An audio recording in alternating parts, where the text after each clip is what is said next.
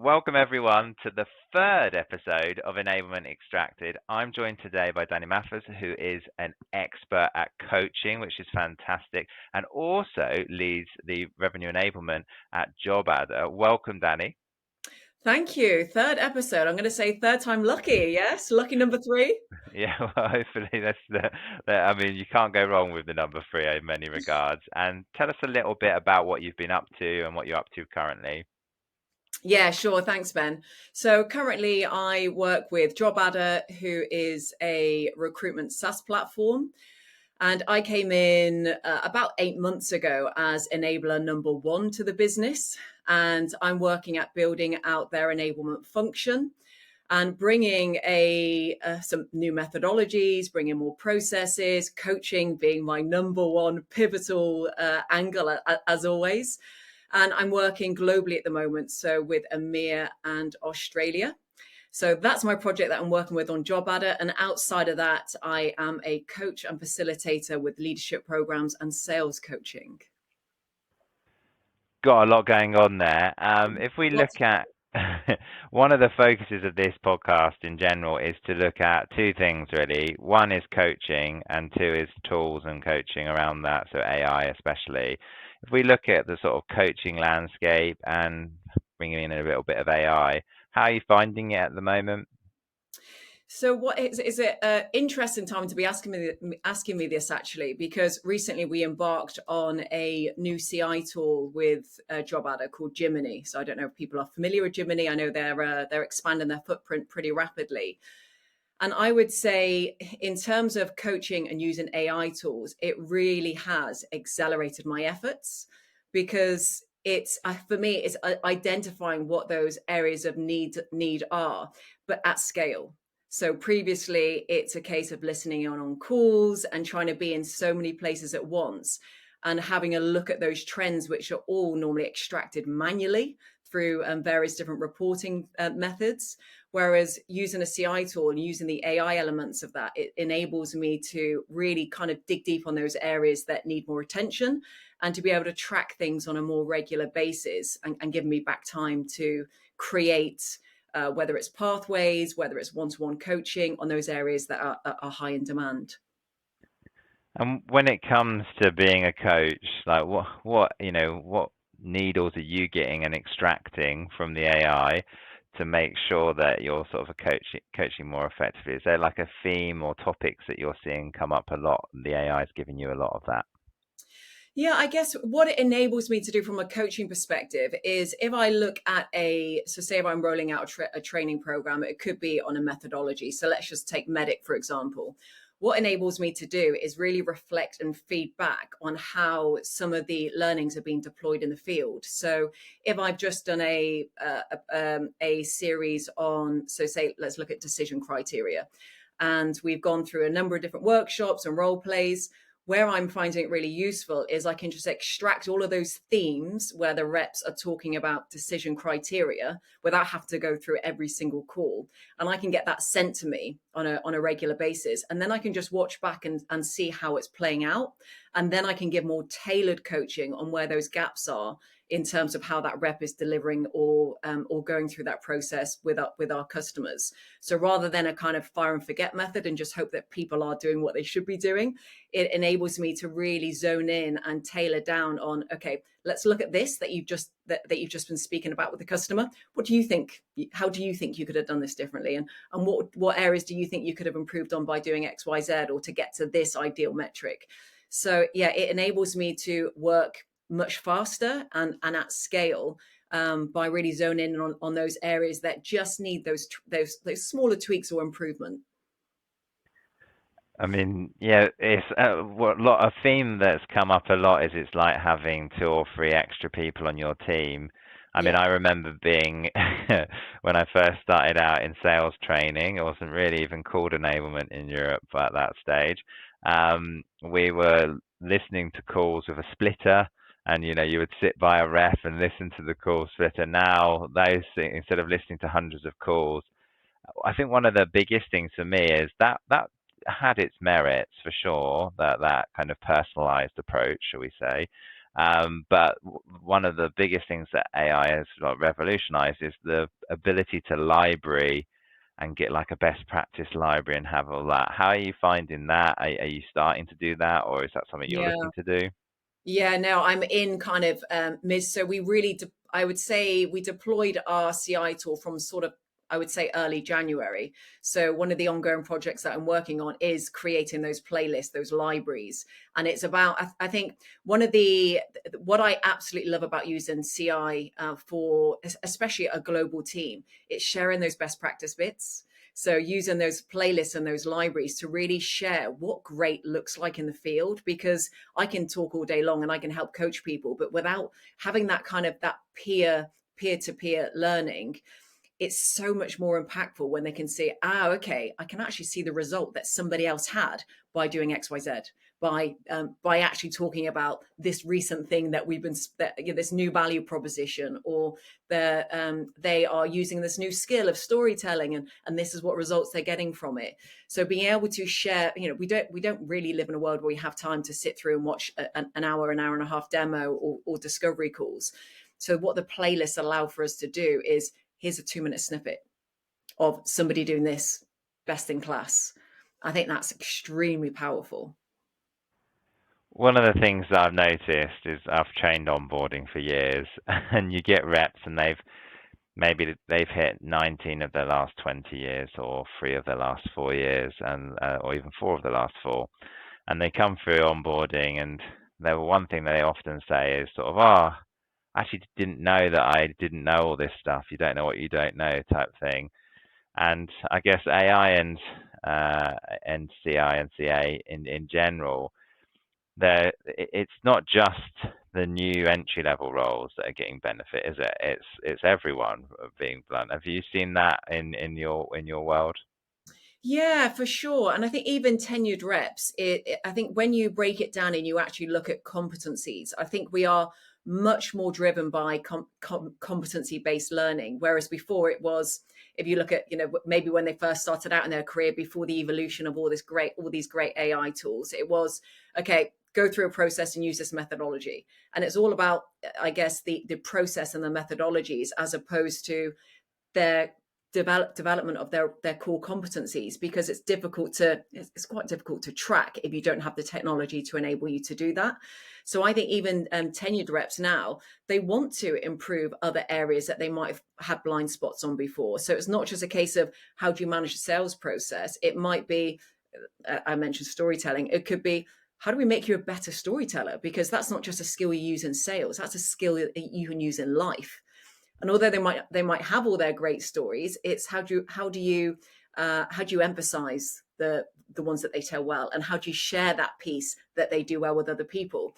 So I think, to especially when creating playlists and when to get that adoption onto an AI tool, the tenured reps, I believe, enjoy the fact of, you do this really well, how do we showcase what you do? Let's put you in the spotlight, as opposed to just being on it for the sake of being on it, or let's see how you do this for the sake of seeing how you do this, whatever the topic might be. I think it's allowing them to really showcase their best bits, which before, this is a top performer. And it's like, okay, but what makes them a top performer? What's the how in this?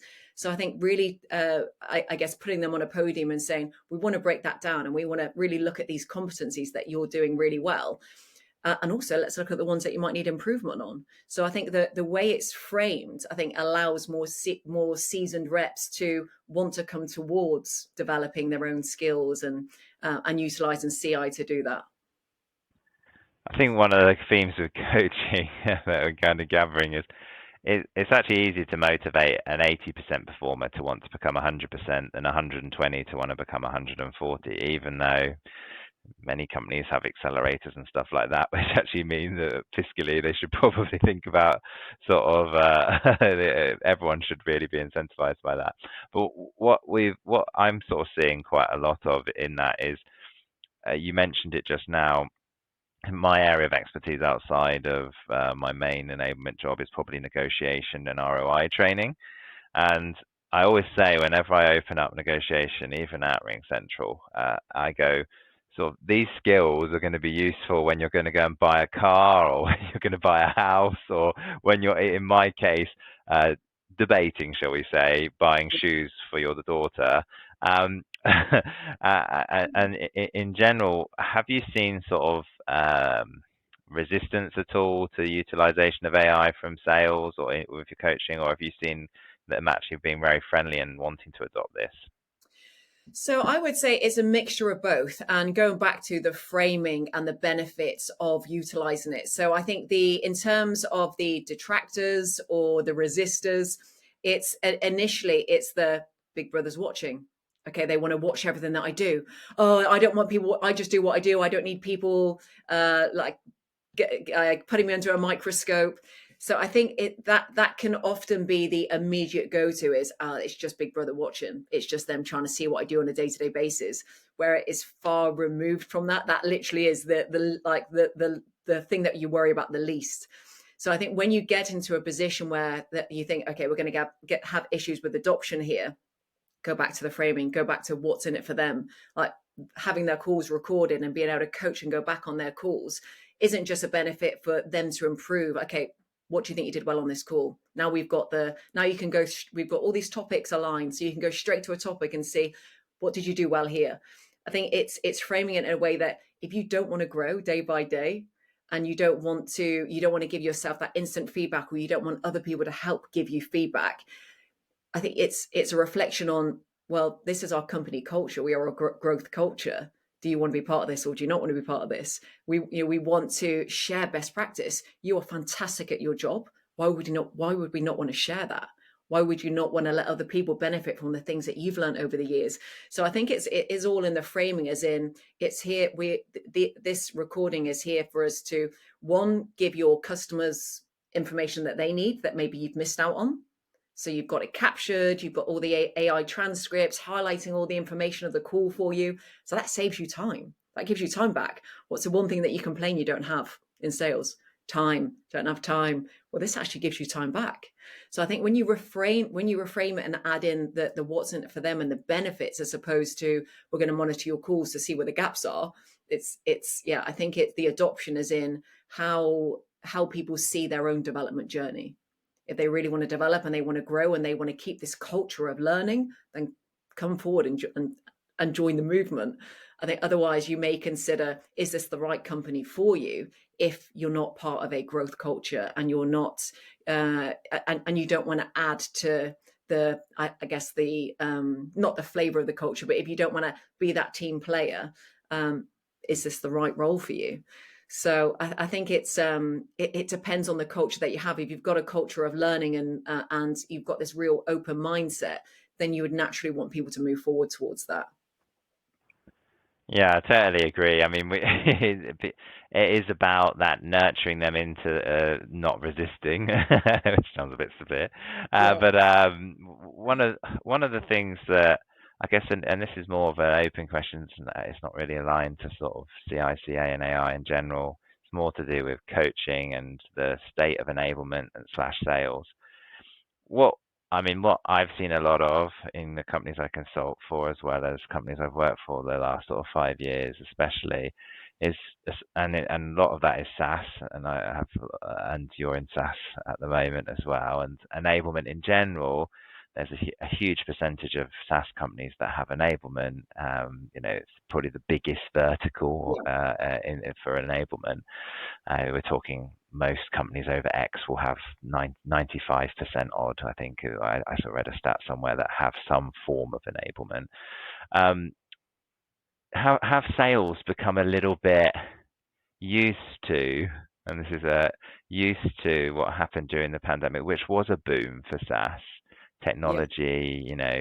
We had the work from sort of home, and we had some companies like my one did work from anywhere, and now most technology companies out there are doing, let's come back to hybrid working, because and the question I'm getting to is like, I'm a big proponent that I think being back in the office a bit, especially at certain stages of your career, is critical for coaching. I don't think I would have become the salesperson and by proxy the enabler that I am without sitting next to people and hearing objections live, hearing negotiations from the best people live. And I know CI and CA just replicate a lot of that. You're getting to Yeah. listen to things. But do you think that, I guess my question is, how important do you think it is for us to be back in the office from a coaching perspective, at least some of the time? And when do you think it's most powerful? Yeah, a very insightful question for a number of reasons. Very similar to you, I grew up in a world where you are in an office and you are learning from people, and you can just ask them instantly, "Oh, what should I say?" Or you can even come off your headset and ask somebody a question quickly. So we don't really live in an era of that kind of, you're embodied by your peers on a day-to-day basis. It certainly is, I think, learning, and not even just learning the basics. I think having people to collaborate with and having that human connection is really important for culture, for team building. Yes, you can emulate some of that virtually, but I think there's nothing more powerful than being sat next to somebody. Nothing more powerful, and to brainstorm, doing that in a team session, you just have such a stronger connection when you do that in person. So I do believe a lot of learnings are taken away from not being next to people on a regular basis, and I think that's where the impact of CI really comes into it, because you are trying to accelerate that peer-to-peer knowledge. But the problem is people don't have time to then listen to what their peers are saying. So it then becomes a time resource issue. Whereas if you're sat next to somebody and you can hear what they're saying, you can't say, haven't got time to listen to this right now, because it's ubiquitous. You're just listening to it. You're surrounded by it. But I think the challenges are, yes, CI does plug that gap, but it's that, oh, but I don't have time to listen to it now. So then you're still battling against the odds. So I do think being in an office, and I'm not saying on a 5-day a week basis. I'm not even saying it has to be on a weekly basis, but I think having that connection time and really sharing the knowledge and listening to how other people work and what they're not even just having their work ethic rub off on you, but just being able to watch someone's process. Because yes, you can look at someone's call, but then how are they operating in the CRM? What sort of sequences are they sending out, and how are they doing that? And I think just having that kind of those discussion points throughout the day, really does help, especially early years of your sales career. Certainly helps accelerate your development and progress. You mentioned early years, which is a great segue for me because I totally agree with what you said. I mean, I do think there is a correlatory sort of piece when it comes to how much you should be in to maximize your growth relative to the stage of your career. Yeah. I'm a big sort of fan of that way of thinking. We have just had an entry level team come in less than 6 months ago, and they've got their first quarter. It's just about to end in 15 or 16 days time, and one of the things that I find incredible is that they are basically a hive, and they all have interpersonal relationships that are really positive. They know each other's strengths, so like they will go like, "Oh, you have a really good way of handling with that objection. What did you say again last week when we were doing that?" Mm-hmm. That kind of piece there is, I truly think that even if you recorded all the calls and you package them up and you go, oh, you really like this person and you've learned from them, they're the best at this. This is what the stats say. Go and listen to 15 of their calls. It's just not the same. Like Oh, I think, and this is one of the themes of the podcast, is that AI is there to enhance. It's there to complement these words. It's definitely, I think, not there to replace. Do you agree with that? oh, yeah, 100%. And I, especially, so I could go off on a tangent about like human coaching and AI coaching. So how I see the AI element is basically it gives me the analytics I need to then add in my human element. Because you might be even if you look at some of the auto feedback that you get from some of these new AI coaching tools. It will say, oh, perhaps you should have asked for this, or these are the risks of this particular call because you didn't ask for this, that, and the other. If we carried on living in a world like that, where you are just getting this instant feedback through AI, my worry is this preventing people from thinking for themselves? Is this actually changing root behavior, or is this just making people rely on, oh, I'm just going to wait to see what the AI says and then I'll do that action? Are they really learning and having that change behavior piece? Whereas when you're coaching as a human coaching, who even knew that would be a thing? Human coaching is you're working on somebody's personal barriers. You're working on someone's personal objectives, and you're changing that behavior through coaching with them on a tailored individual level. You can't replicate that through AI, because AI is providing you data. You choose to do what you do with that data. It's not asking you to really reflect. It's not asking you to respond in a way that you've reflected and now what do you think. Whereas that whole reflection and feedback piece is what you get in person, and that's fundamental to anyone's development journey. I think transactional is AI. This is what you should do different. Okay, I'll follow that process. I'll do that different. But are you actually changing someone's behavior? I think, yeah, I think AI is growing, so they might even get more where it helps facilitate those conversations more, those coaching conversations more. So we become sort of like almost like architects, and it gives us Mm-hmm. all the building blocks that we could possibly dream for. One of the sort of things that I find fascinating and is that we are in a state where sales and psychology is very interesting. I spend way too much time reading these sales and personal growth books, and all these. Guilty. Yeah, if I'm downstairs, it's like a whole, my wall is literally the same wall as I go into Waterstones. It's like stickers when I was a child. It's like got, and but one of the fascinating things, and I do see this is we loads of enablers we've nearly all run like Pitch Perfect, as a play on words of how to pitch products and a play on words of the famous film franchise. But I think pitching perfect is not overrated. I don't think it works. That's what I've learned, and that's what the books suggest. I think they suggest that is that because if I come into you and I pitch at you perfect, and I get a lot of perfect pitches, I would say on the Mm-hmm. phone or even written out, they're beautiful, but they don't feel authentic because actually the impurity or the mistakes of a pitch make you more authentic. So, what's your views on that as a coach? Again, authenticity first, every day of the week. So yeah, I do agree. I think anything that is too polished can feel too robotic, and you do lose that feeling of sincerity, and that somebody. I think even so much so as I think yes, you have to get that rehearsal. You have to understand where you're going and how how you're getting there, but I think if it can almost cause you to go into autopilot and switch off active listening.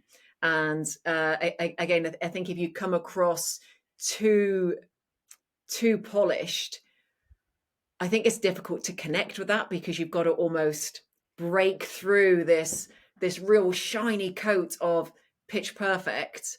And I do think people can put up their barriers some more, because it just doesn't feel like a authentic, sincere conversation. Yeah, I think one of my big coaching, I guess, tips is on presenting, because obviously I'm someone who was autistic. Well, I was autistic. I am autistic, but I struggled far more to talk on something like even like this, let alone face to face. And so I now do presentation skills training, which if you told me that 15, 20 years ago, I would have laughed. And one of the biggest tips I ever got was and I see it every day. You write these incredible notes, this incredible script, I would call it, and you have your slides or your presentation, and you know that they're reading. Even the people who are Mm. good, a little bit good at at making it appear. So my number one tip is always if you're thinking about a script and you're worried that you sound like you're reading, which is 90% of people who have a script will in some capacity show that they're reading it. Or that can be very obvious and monotonous, or it can be very subtle. If you're worried about that, my tip always is like do 3 or 4 bullet points of what you want to say. So you have Yeah, prompts absolutely. and talk round it naturally because, Yeah, and it's not, no iteration will be the same, yeah, but 95% of it will be the same.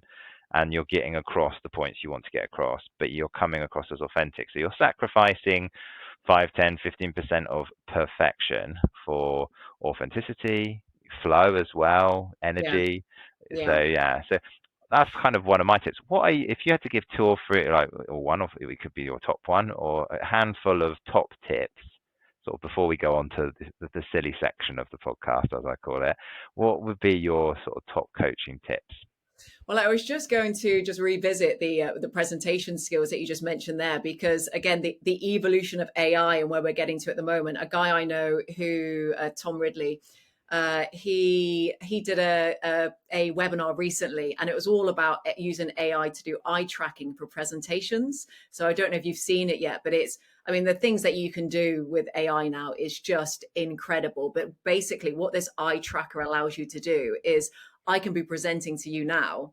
I think most of this is recorded, and I could be turning this way, reading a script, so it flows, and I know exactly and I can put all my energy into it because I'm reading it, and I can sound like I'm a narrator, but my eyes are going to be on you. Okay, And well, that's where technology is going. Is that I I can might be a bit. I might be a skeptic actually. With well, I might have to talk to Tom about, because I would be fascinated to see, because my eye contact is my weakest feature face to face. Like it's something that I've worked on, but I'm never going. And actually, I was told my best bit of one of my cousins gave me a great bit of advice just literally over coffee, and he's quite a famous CEO. Um, and I'm not going to name him because he won't like me. intrigued. Yeah, like, he's quite a famous CEO, and he said to me like, just be yourself. Like I was saying, oh, I'm really struggling because I was rubbish at sales to begin with, and they would they would say like, what's happening? It's like, well, I'm trying to be something I'm not. That's the first thing. I'm trying to follow the training verbatim, so I'm coming across probably totally fake in hindsight now. And also my eye contact, I'm almost, they probably are getting scared of me, I would imagine, if I look back now, because I was kind of like trying to desperately overcompensate, Yeah, because even if I'm in a room now and you see me a bit on stage and stuff, or in rooms, it's like my contact's still sort of especially in a room of enablers, it's probably bottom 10 percentile, if I'm being generous to myself, maybe even lower. So I'm always fascinated by that when it, because I don't like the we need to be careful. The psychometric test is something that I yeah, have a bit of a, I'm probably like an ambassador against in a weird way, because I failed. I think I failed for 24 of the sort of failed being I wasn't suitable for that role, not failed as a test. yeah, But yeah, for sales, I think 24 of the first 25. So that was the sort of first iteration of intelligence, or supposed to be intelligence, like algorithmic sort of choice theory, and that piece, and coming up with a scoring matrix, or a behavioral matrix that suits sales. yeah. I personally now, if I look at what the average great performing salesperson has when they come into the role compared to 20 years ago, or a lot of companies wasted a lot of money, in my opinion, on those tests, because what makes a great salesperson in their eyes 20 years ago is not what I see a great salesperson is. Absolutely. Yeah, Um, the uh, times have changed. so utilization of AI, I think, is massive when it comes to presentation skills. What other tips? Because you've got some incredible knowledge around coaching. What other tips would you have on coaching? So, I always lead with this. I think most people in my network hear me talking about this on a regular basis. But it sounds so simple, but seeking out feedback and being really open, because and again, I notice this with so many reps that I work with. It's if I look at the leadership coaching that I do, for whatever reason, I find that leaders are much more open to having feedback and to wanting coaching and to want to get into that process, because they are responsible for so many people. So having that awareness and that emotional intelligence, it's, you know, it's almost like they are the pilot, and they've got people on their in their crew that they are responsible for. So they want to ensure that they are the best person for their team. Whereas I think sometimes with salespeople, and this is a real generalization, but there can be a level of arrogance in that, well, I hit my numbers, so I'm good, thanks, thank you, bye. And we'll be quite, when I say not necessarily against, but won't necessarily be really open to wanting feedback and to working with a coach. So what I would say is just really seek, it doesn't matter where you are on the league table, always seek out feedback, because there will be so many areas in your blind spots that you are not even aware with. And I think that moment that you stop wanting to get that information to help you grow and to really develop yourself, you're just going to become very stagnant, and you're just going to become a person that people might not want to work with, because you're not open to really wanting to develop yourself. So I would say seek feedback as much as you can, and not necessarily just from a coach, from your sales leader, from your peers, from other people cross-functionally. So it might be someone in marketing. Ask for feedback and see how it could be that you might want to ask Enablement to compose some questions for you that you can actually send out as a 360 or 180. Understand how you're coming across to the business, because until you understand what those gaps are, you could go through your entire career and think that everybody thinks the work that you do is great and you're really easy to work with. But actually, how some people see you cross-functionally is they never get back to my emails. They're always very negative on calls. I really don't like picking up the phone to them. And what a shame that you can go through your career and know these things you can change. You're in control of changing that, and you don't. So seek out feedback is my biggest tip, and be very open to it. The more feedback you get, you become desensitized to constructive criticism, and it becomes a gift. It doesn't become that I'm the target. So it's almost try and reframe your mind from being really open and growth mindset to rather a fixed and, oh, they just don't think I'm any good. No, if someone's giving you feedback, use that as a gift and do something with it. I think that's a great point to sort of end, because we had a conversation about the serious part. But actually, some would say this is the serious part. You know, like it's the fun part of the session, and I do this on everyone. It's the it's a play on a playground game, as many have commented on. So you've got in enablement. There's much more than 3 pillars now, but they are the traditional 3 pillars, which is sales, operations, and marketing. In most of the books from 10 years ago, 5 years ago, and even now, they are still considered the 3 sort of core pillars of enablement. If one of them you have to sort of live with, and they're your favorite type thing, and one of them is your sort of really close best friend, and then one of them is in your friend group, but perhaps you're not best friends. Where would you rank those 3? Oh, that is a tricky question. This is getting aired out publicly as well, isn't it? Yeah.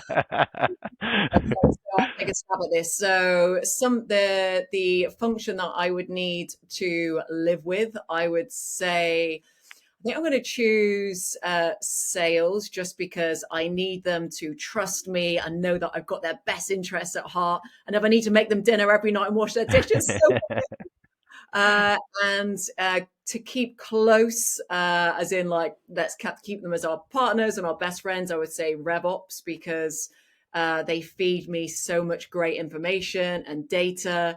And I guess it's RevOps that kind of reveal the beauty of the work that you do in terms of those metrics that you achieve, and just, yeah, help me do my job much easier. So I always want to keep them on side, buy them presents, do whatever they need.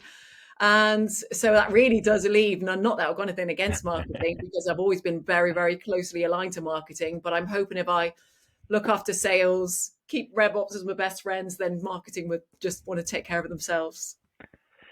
Yeah, I mean, it's a bit of fun. I mean, no one is ever the same. It seems. I mean, eventually there's going to be the same order. We've only got three choices in three areas, so there's going to be similarities once you get to sort of podcast 4 or 5. Even I think And we're. I think it also depends on the month, doesn't it? If it's end of quarter, then I'm living with sales. If it's the beginning of the quarter, I'm like, marketing, be my best friend. Please just do some demand gen, get some quality pipe.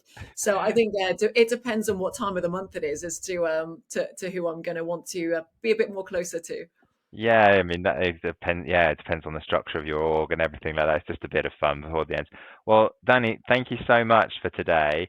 Where can people that are watching this find you if they want to reach out to you or even send you an email? How can they go about doing that and contacting you? LinkedIn, I think most enablers live on LinkedIn these days, don't they? So yeah, I always respond to messages and LinkedIn requests. So yes, hit me up on LinkedIn. Okay, I'm sure everyone will be doing that. Amazing coaching tips and also great discussion around the benefits and challenges as well as the future of AI. So thank you. And this has been Enablement Extracted, episode 3. Thanks again, Danny, and everyone who's watching. Thanks for put a comment below. If you're on YouTube, it really does help, or even click that thumbs up button. Thank you.